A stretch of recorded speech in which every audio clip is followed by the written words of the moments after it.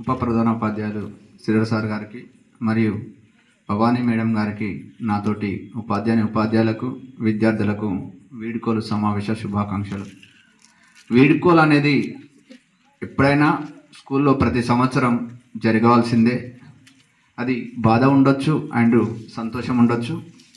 అది బాధ అయినా సంతోషమైన స్కూలుకు పేరు రావాలంటే ఒక 10th క్లాస్ పిల్లల ద్వారా మాత్రమే.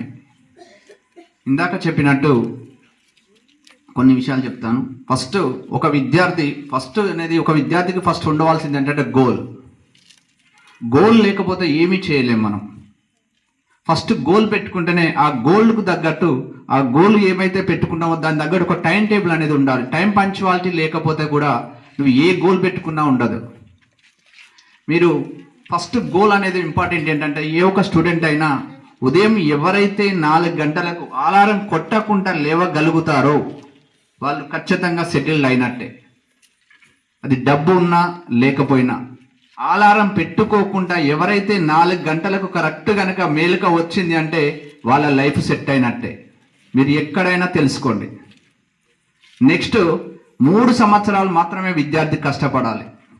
3 సంవత్సరాలు, 10th class, first year, second year, ఈ 3 సంవత్సరాలు కనుక కష్టపడ్డాడు అంటే ఆ విద్యార్థి ఎట్లయినా సెటిల్ అయినట్టే. మీరు చూడండి, 3 సంవత్సరాలు కష్టపడండి, మీ లైఫ్ సెటిల్ కాకపోతే అడగండి. ఇంకా మీకు ఓన్లీ 35 రోజులు మాత్రమే టైం ఉంది నాన్న.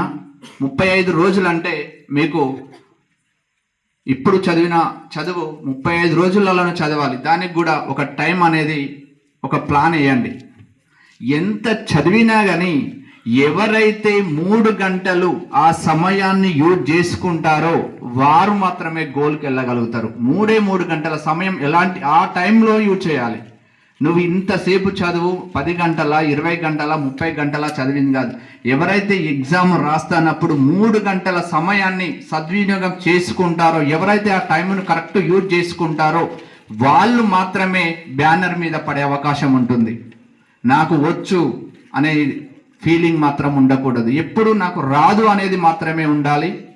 కరెక్ట్ టైం అనేది పాటించండి. ఓకే, మీరు నేను చూశాను నాన్న ఇంతవరకు సారు స్కూల్ చేయగలుగుతున్నాడంటే కష్టపడి వచ్చినాడే సారు.